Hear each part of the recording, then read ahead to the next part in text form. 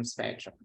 So the information that I'm going to share with you guys is from my own lived experience, research that I've done to see, to understand better how I can serve my son. And then I also want to share that information with the community so that way everybody can make an informed decision of what's best for their child. So what's a Texas waiver program and why Texas waiver? The waiver program allows the state of Texas to use allocated Medicaid dollars in order to be able to help children and residents in the state of Texas who will need long-term and residential care. So one of those questions is, well, why would my child need this? And so you always have to ask yourself, our goal is that we want our children to outlive us. So that means when we start to age as parents, we want to make sure that we put our children in a situation that that way that they can live a successful and a thriving life. And so that's what those Texas waiver programs are for. It allows you to be able to tap into those resources as a resident of the state of Texas, and then being able to make sure that your child continues to thrive the way that you envision for your child.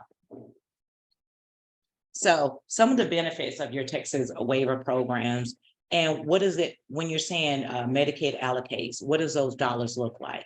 A lot of those, you're getting therapy, you're getting day hab, you're getting nursing, you're getting in-home services. And so those programs are really beneficial to when we're talking about a child ages out at the age of 22. You know, in the state of Texas, you're legally responsible for your child while they're in school. When they hit 22, they age out. And a lot of times we as parents, we're like, okay, so what do we need to do with our child? How do we keep our child engaged? What ways can we make sure that our children are still doing, doing the things that we want them to do and being able to be successful? That's why your Texas waiver programs come in to play. One of those backstories is because it is a Medicaid program, it is a long line. It is a long list, a waiting list. My son was diagnosed at autism at 2.5, so he got on the list at 3. The list does not move. It's not one of those kind of lists that moves frequently.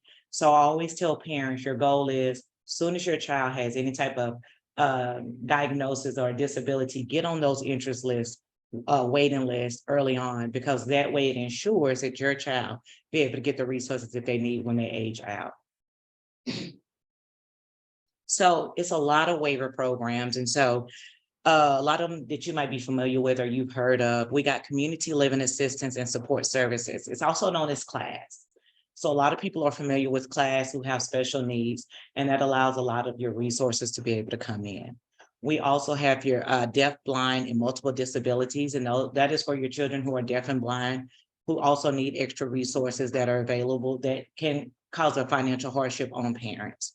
We have your home and community-based services, which is also known as HCBS, medically dependent children program. We also have STAR+PLUS home and community-based services, Texas Healthy Living, and then youth empowerment services. So what my goal is to kind of give you a basis of what each program is. And that way you get to make an informed decision of what's best for you and your child.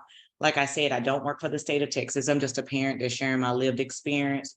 And so all the information I got is years of researching and just reaching out to different people, whether it's my child's social worker, caseworker, just reaching out and just asking and making an informed decision for him as well as myself.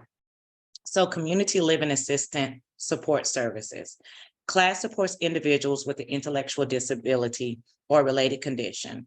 This condition had to occur before the age of 22, and it affects the person's ability to function in daily life. There are over 200 related conditions, and these conditions can be found on your HHSC website. So if you're not familiar whether or not your child might qualify, please go to your HHSC, Health and Human Services Commission website, and all of their disabilities and what the diagnoses are labeled there, are listed there. If for some reason, if you can't, I always tell people to connect with your local MHMR. Your local MHMR in this area will be Harrison, Brazoria County, Montgomery County. Please make sure you reach out to them and get your child connected to those resources. A lot of your funding comes from your HMHR bases and companies. So you reach out to them, and that way, if you reach out to them, they can make sure that you're on the right path to getting the resources your child needs. So what's the eligibility for CLASS?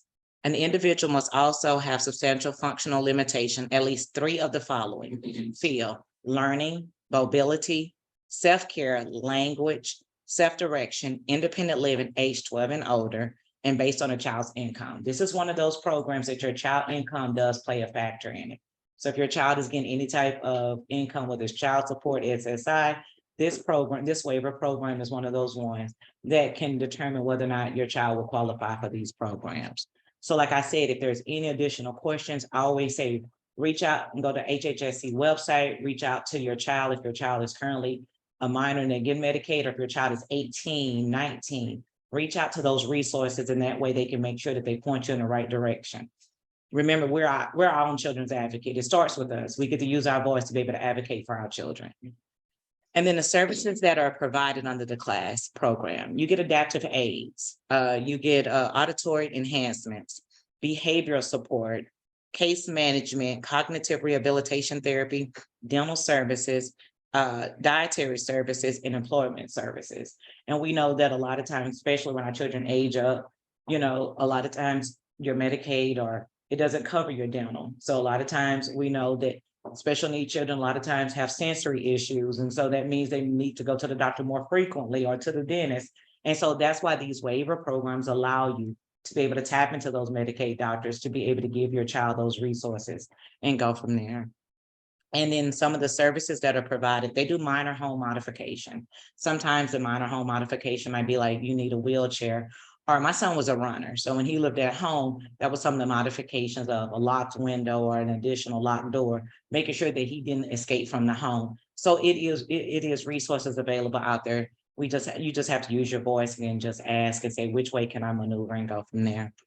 Occupational and physical therapy, personal assistance services, respite, and transitional assistance services and transportation. And we know as parents, we get caregiver fatigue when we're caring for our loved one. So that respite care is something that I always say that it is so important. It allows us as parents to be able to still kind of take care of ourselves, to make sure that we can still take care of our children.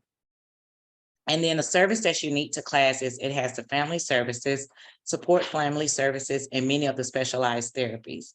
And if you want to be placed on the CLASS waiting list, it's the number for all. And that number is 1-877-438-5658. And I'll make sure I get you that number again. But that's the number that to be placed on all waiver programs. So when you call, you'll just say, hey, I'm going to place my child on a waiver program. They're going to ask you some questions. What's your child diagnosis? What's the age? Where were they diagnosed at? Are they seeing anybody? And then your child is placed on the waiver list. So the goal of it is to get them on the waiver list as soon as possible. So the next program is the deaf, blind, and multiple disability waiver. This is a program that is really unique for those children that are deaf and blind. They need additional help and resources that are available. And so the state of Texas understands that. And so that's why this waiver program is one of those ones that is really beneficial for children who are deaf and blind. A lot of the programs that they focus on increasing opportunities for individuals to communicate and interact with their environment. So with this program, they spend a lot of time making sure that they teach children how to be able to communicate, whether it's through Braille, sign language, adaptive aids, whatever that way is, but to be able to make sure that they can communicate with the community and to be able to thrive in that. So if you know of anyone, or if your child is, please have them to look at this program and advocate for them as well. And so what's the eligibility? And it's a lot of resources that you get. You demonstrate need for one-on-one services of a monthly basis. And that is really important when we're talking about children who are deaf and blind. It teaches them how to be able to go out into the community, how to, something as simple task for a lot of us just to walk from the block, but they teach them how to be able to go and walk and how to be able to use those fixtures that are there, trees and buildings, and how to be able to recognize. The goal of it is how to be able to live successfully, whether it's on their own or in a community-based living. So there are a lot of resources that are available. Once again, with all of these programs, if you don't know whether or not your child will qualify for it, my goal is to always go to that website, HHSC, look at those 200 disabilities and see and make sure that your child does qualify. And if you're not sure, please reach out. It's always just a phone call and just ask, because they're the experts in it. And so eligibility as well. Individuals must also exhibit substantial functioning limitations in at least 3 of the following areas: learning, mobility, self-care, language, self-direction. And when we're talking about self-direction, just a simple task of, can you walk over? Can you unlock the door? Can you grab those shoes? Something that might seem easier for us, but those that have special needs need that additional help. And that's why these waivers are there. And so to be eligible, you also have to qualify for SSI as well. So that means that's part of it. So the government also has to deem that your child would typically qualify for SSI in order to be able to get this program and services. Okay, and then some of the services that are provided, a lot of your services that's provided for all, they tend to kind of qualify across the waiver program. You get respite, you get supportive employment. And like what Dr. Elliott was talking about, how she, in January, she's gonna bring on 5 individuals to be able to, these individuals will be able to benefit from being with Dr. Elliott's program, to be able to learn how to be able to work in an office setting and to be able to use those skill sets. So just know that there are resources available out there, and that is what we're trying to make sure we do.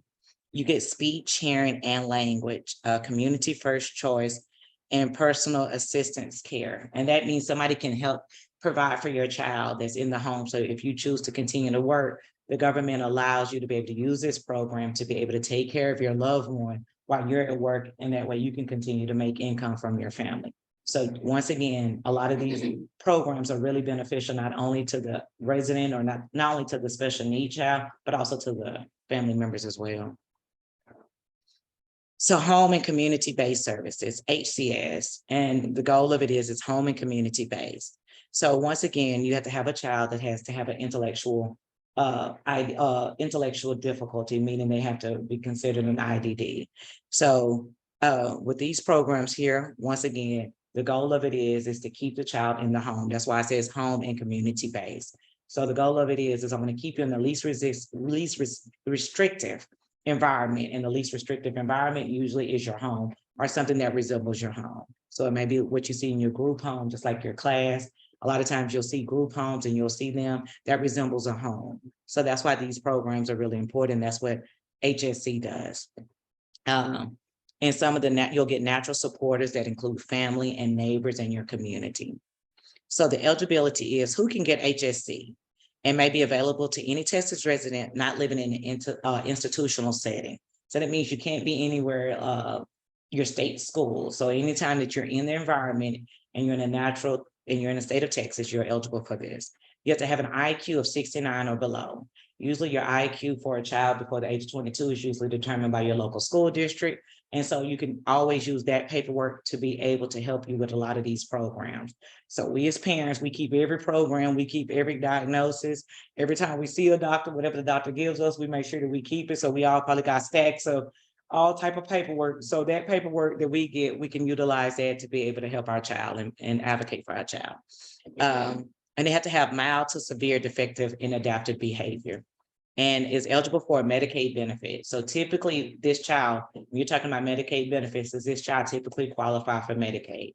And that's what you would determine. So, and that's one of those things, not necessarily income based off the child, but the Medicaid is usually based off an adult who's taking care of a child. And then it's not enrolled in any other Medicaid waiver programs. So HSC says you can only be with us.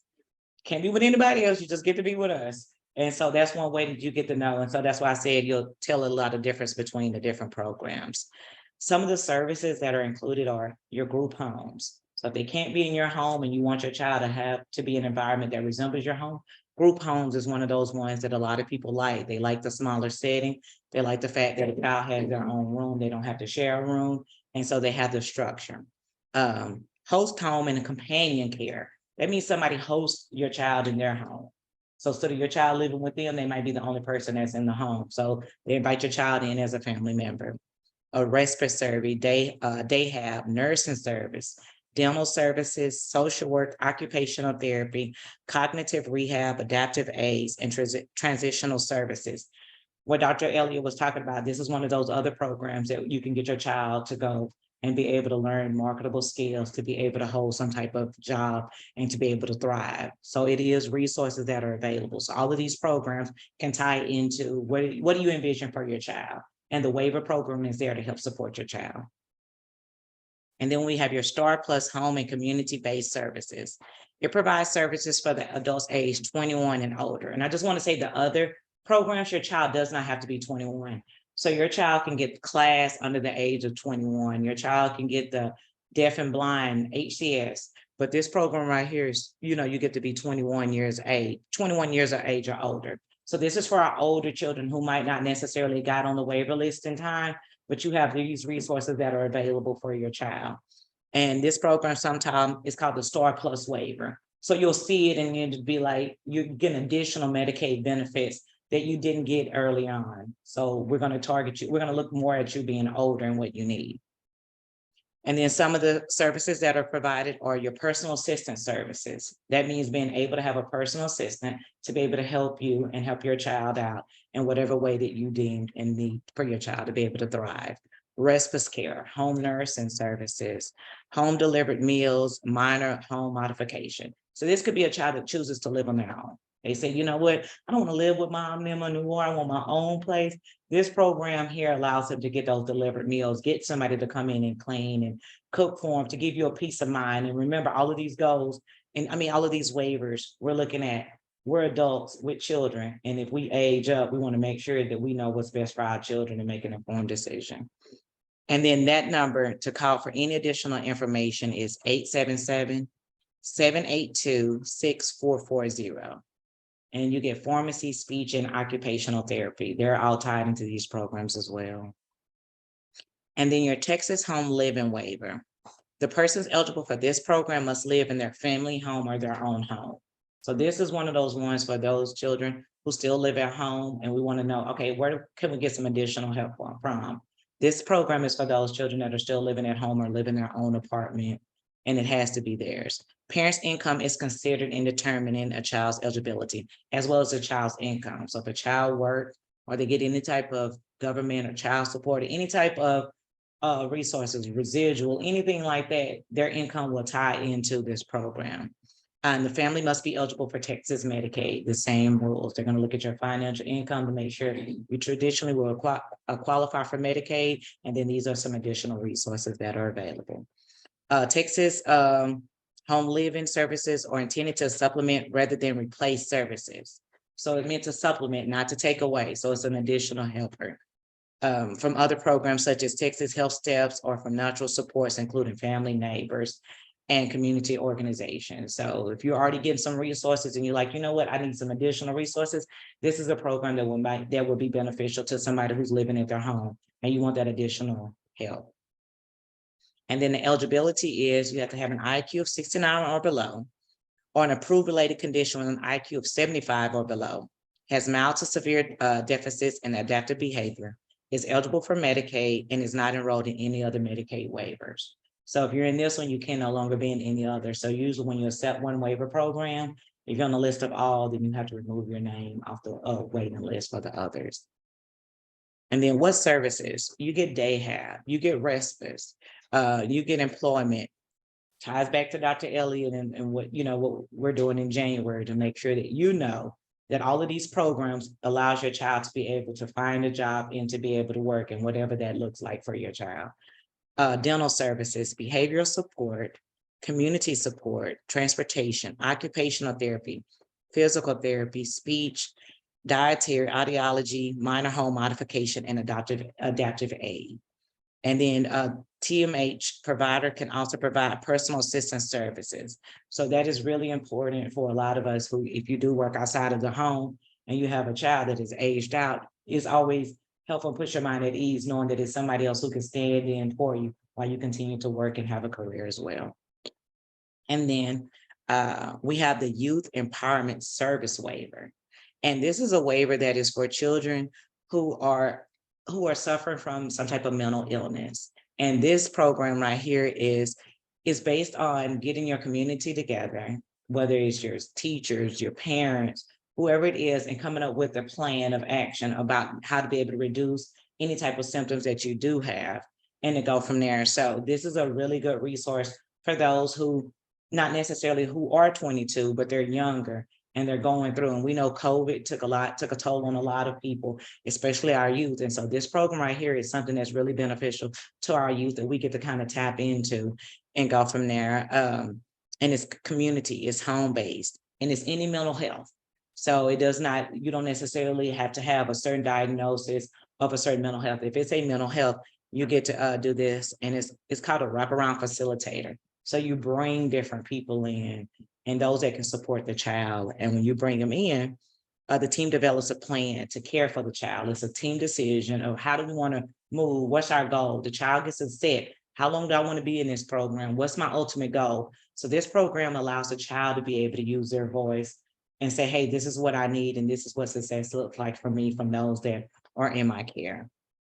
And then some of the services under the Yes Waiver program, you get animal assistant therapy, art therapy, music therapy, recreational therapy, nutritional counseling. So these are all a lot of your programs that you can get from this program, from the Yes program. And then the eligibility is you have to be between the ages of 3 and 18, have serious mental, emotional, behavioral difficulties, have a qualifying mental health diagnosis, be at risk for being placed outside of their home due to their mental health needs, meet the criteria due to a psychiatric hospital, be eligible for Medicaid, parents' income does not apply, and currently living at home setting with a legal guardian or any other, or in their own home, and the program is only from 11 to 18 months, and the child determines the length. So this program is the only one that is more of a short program because the goal of it is we're trying to help the child. The other programs, an individual can be on until they determine. So usually usually you're on those programs, your other waiver programs to death. So once a child gets on it and they qualify for it, they get to be on it to the duration. And so that's why it's one of those, that's why it takes so long to get on, and because of the length that it takes and the time that is put in there. And so I like to ask, does anybody have any comments or questions? I provide some of those services, the HCS. Do you? Yeah, I didn't really, whenever I saw that, I do the Texas Home Living and like community based and respite type stuff. I was like, oh, that's what I do. See, now you how I made my presentation is from my experience on how to plan. Yes, and see, that's why it's so important. We don't realize that a lot of times what we do in the community, how it actually ties into a lot of the programs. We just usually don't know the name of them or why we get the resources, but that's where the resources is coming from. It just allows the state of Texas to set aside Medicaid allocated funds to those that are going to need long-term care. So my child, he has one of the waiver programs. We did the personal assistance because I work. And so in order for me to be able to work, they always say you have to have a barrier. And so the barrier was I worked and I was a single parent and I needed to be able to work to provide. So that allowed me to be able to continue to work, but being able to find somebody who can make sure that he's still, he's had the structure that he needed. His life was where we needed it to be without disrupting his life, and which didn't prevent me from not being able to work.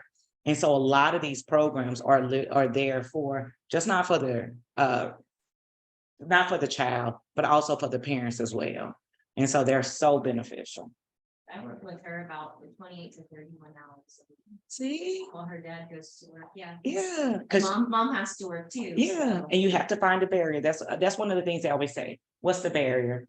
And so as a parent, one of the barriers was, well, I have to work. And so that to me was a barrier. And so because of my work schedule. Times at work one day. See? Yeah. So now that she's someone's at home, she doesn't need to call. She doesn't need to call, and it allows him to be able to continue to work. It allows you to be able to be there to help her out. And then that way, before she gets ready to call, she's like, I don't have to call. I have somebody here. I'm like, why are you calling me that? Right, I'm right here. I can help you.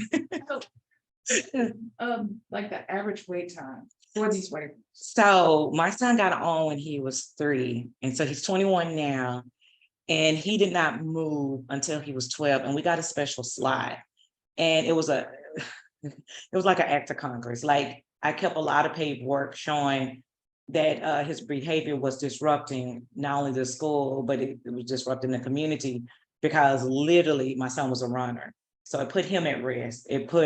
You had to, put more man hours with the police force, because that means I'm having to call them and have to look. And so it prevented me from, I couldn't stay at work long enough. And so I had to go before a committee to advocate for my child. And that's why I always tell people we're the biggest voice. So we get to go before somebody and say, hey, this is what we need for our child. Typically, it all depends. I say the earlier you get on there, the better. They typically, with your waiver programs, is what I've been told, about 22 is the age, because you get to stay in high school till you're 22, and legally you're still the parent's responsibility. Is when they become older is where they become their own individual, and that's where you need those extra resources at. But it just all depends. I call them like once a month, but hey, what number are we at? what number's Chella? Can you, what number? And they were like, he's 1,500. And he said 1,500 for years. And I was like, oh my God. So, but in the meantime, I found other resources to be able to, the assistance, the personal assistance, it wasn't a wait list for it. So I was able to get the personal assistant. And I heard about the personal assistant because his diagnosis, he has severe autism with ADHD and disruptive behavior. So his diagnosis allowed me to be able to, I had to kind of do some research. So what I did was I reached out to his caseworker and I was like, hey, I need some help. I have to be able to work. I'm working 12-hour shifts. What can I do? And then that's when we found out about the personal assistant. It wasn't advertised anywhere. It was just word of mouth. And I'm like, oh my God, how many other parents do not realize that it's personal assistant care that we could get for our children out there so we can continue to work. So I was able to get it. We sat down and I said, hey, these are the barriers. This is what I have. I work 12-hour shifts. I was working in Crisis. I'm like, I have to be all over the place. I'm going in and out. My shift might start at 7. Doesn't mean I get home at 7. I might not get home to 8:30. And then she was like, oh, the state of Texas has this program. And I'm like, what? Does? Oh my God, yeah. So sign us up. So that's how I was able to. And then, and that helped. Go ahead. So if you're at, 1,500 on the list or whatever, are certain programs though shorter list? And is that how you decide which one you end up maybe trying to get on track with? For us, I'm gonna say for us, it wasn't necessarily about the way you move up. When you're on the interest list, on the waiver list, you're just on the waiting list. So what I They're not did, gonna talk to you about anything until you get yes, your number. and then when your number comes up, they might say your number, you're here on this list. So it's usually about the same. It's not like one list might move faster. If it is, it's not too many numbers apart. That was my experience. Other people might have different experiences, but then you'll start to get correspondence letters. They might say, hey, this is what it is for class. This is what it is for HCBS. This is what it is for Texas Home Living. And I always say, do your research and figure out which program benefits you and which one you need for your family. Because one family might say, well, I don't need that right here. This is what I need. And I looked at all of them. It's like, okay, well, I need more of this than I do of this. But once you're in it, you're in it. You have to kind of you had say, to kind of know what you wanted before your number came. yeah, pretty much. And you can kind of wait. They give you a certain amount of time. So it's not like they send you something in the mail like, hey, you got to let us know by Friday. Right. No, they give you a time frame and then you get to ask questions. You could say, hey, what is it about this program? Or this is what I'm looking for. Which program has this one? And that's why I always say, you get to say, what do I help need? you find a fit. Yes, and that's literally what it is. So for me, mine was more of respite and being able to keep my son in the home. Which one would allow me to be able to keep him in the home, do respite, but then also have that community support that he would also need. So those were beneficial to me. Somebody else might be like, well, no, I'm more concerned with the home modification. I have a child that's in a wheelchair. So which one can I get more of the financial, if it's home modification that I need versus this right here? So it's always, you have to figure out which one is more beneficial to your child and to your family situation and go from there. Yes, ma'am. Can you sign up for more than one waiver? You do. You can sign up for them all. When you call the wait list, when I called, I said, put me on all. Because at that time I didn't know. Like, it's 3. Like, I have no clue. My idea of autism, seriously, I literally went to the local library and every book I read was horrible. And then I remember watching Rain and I was like, oh my God, when they turn 21, we're going to Vegas. I'm going to get rich. Like, I'm not going to work. That was literally not my experience with autism at all. And literally, I changed my major and I went to psychology because I was like, you know what, I'm going to learn more about autism. Didn't learn that either at all. But so for me, I was like, I said, put me on everybody's list. I didn't care what the list was. He wasn't there for blind. Put him on there. I don't know. Like, they might tell me wrong. I don't know. Just put me on everything. I want to be on every list that they had because I was like, I don't know. He's 3. And then when they said, hey, he might not get it till he's 20, I don't know what's going to happen. And that's a long amount of time for me to make a decision at 3 and be like, no, still me. I said, no, I want them all. Put me on everything. And so that's what we did. And so, like I said, when his name came up, I literally got a letter and they was like, hey, this is what it is. This is this program. These are the programs he qualified for. He didn't qualify for deaf and blind. So they were like, we're not going to send you anything, but all the other programs that he qualified for. And so that's what we went from there. Yes, ma'am. Yeah. Can you tell me the difference between the HCBS and Texas Home Living? Sounds to me like, Yes. So for me, they all seem, it's usually, because this is more of my experience. So the difference would probably be more respite and the financial part of it. I just know more of, when I researched it, I just kind of pulled more of, hey, let me figure out the main thing. They all have the same programs that you get. It usually just comes down to a little bit of more of, you get more of this one with this one than the other one. So I always say, I would just reach out, and I can email you too. I can email you a printout, and then that way you get to compare which one is more beneficial to you. I want to say, I think Texas Home Living is more about living at home. Yeah, and it's the And support. Yeah, and HCS is more about getting out in the community. Yeah. And getting out of the home. Yeah. navigating the community. Yes. Yeah. Mhm. Yeah, because you have to. HSC, you have to get out in the community. That is one of the big things. You have, it doesn't matter if they go to a football game or you literally have to make sure that it's an activity that gets them outside and get them engaged with the community. So when you're looking at the hours, do they allow a specific amount of hours for each waiver program per month? It's usually, it does, and then it usually, because it's usually a year. Okay. So usually they'll say, this is what you get for the year, and then it's left up to you to how you navigate that year. I'm gonna use respite. HCS used to be like 300 hours or 200 hours of respite care. It's left up to you how you use it. If you want to use all 200 first, that was between you. And that means you just didn't have any. If you say, I want to do 10 and 5, they just make sure that you know that at the end, this is how much you got. And it's usually by the anniversary when you signed up.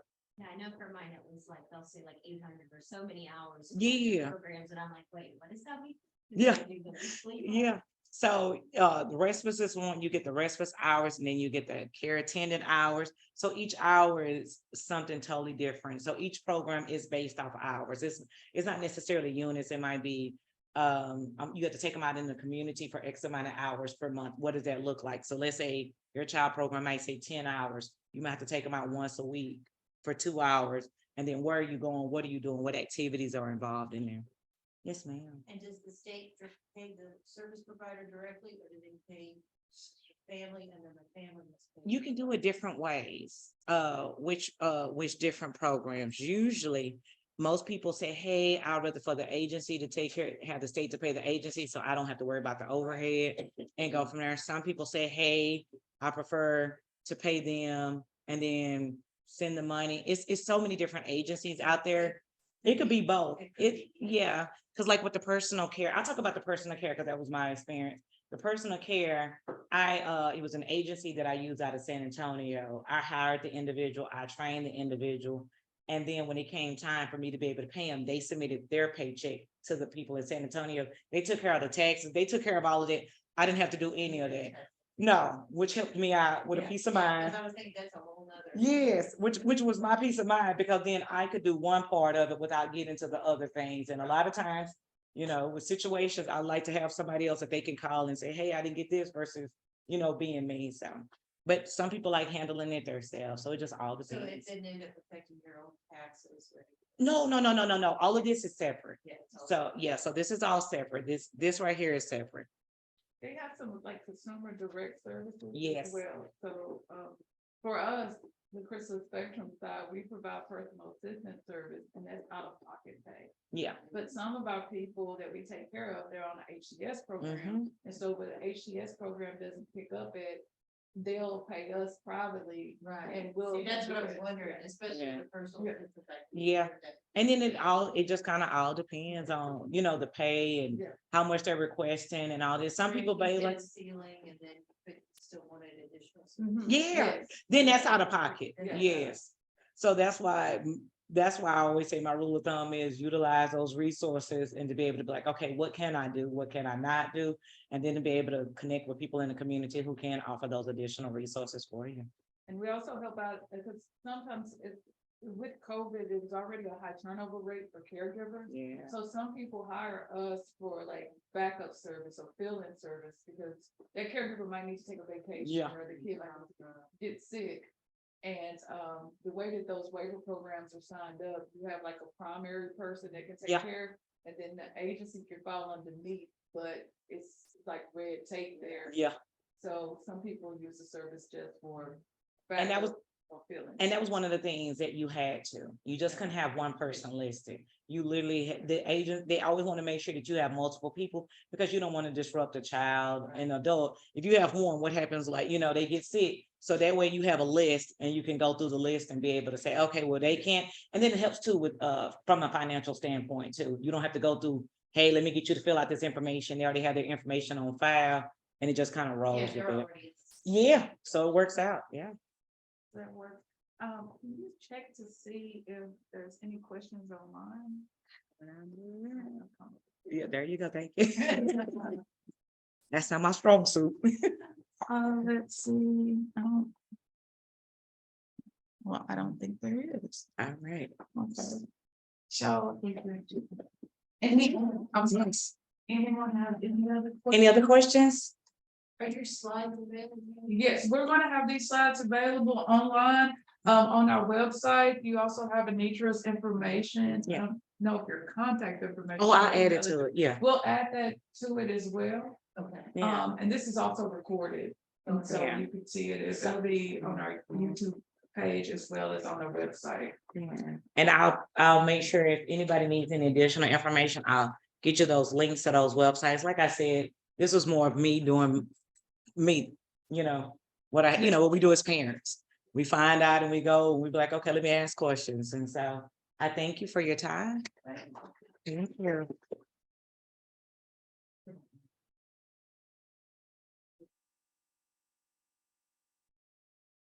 Oh, please take that number down. Okay. All right, thank you so much, Eneatra, for that introduction and for discussing that. It's a well-needed program. I get asked by parents a lot. It's just important to make sure you can get them on that list as early as possible. My sister is actually, she stays in the state support living school, and I am a special needs sibling, and my sister is autistic. She's on the severe end. And me and Eneatra, we've been knowing each other now for 12 years, working in this industry and putting on resource fairs for autism and family fun day awareness events. And I was like, I was thinking she was going to be like Rain Man. Yeah. But no. At all. It's completely different. But yeah, she's now 31. So we're 9 years apart. And that's how I have a passion for this field as well. So our next presenter. It's gonna be you. Let me pull up your slide right quick. Let's do. Anyone? Okay. That's okay. We'll take a small break and then when you come back. Yeah, you can sit it right there. So let's take a brief break and then Kelsey's gonna be back and the restroom, I can show you where the restroom is at. And if y'all have any other questions you want to ask, Kelsey goes up at 10 o'clock. I'm going to find her presentation.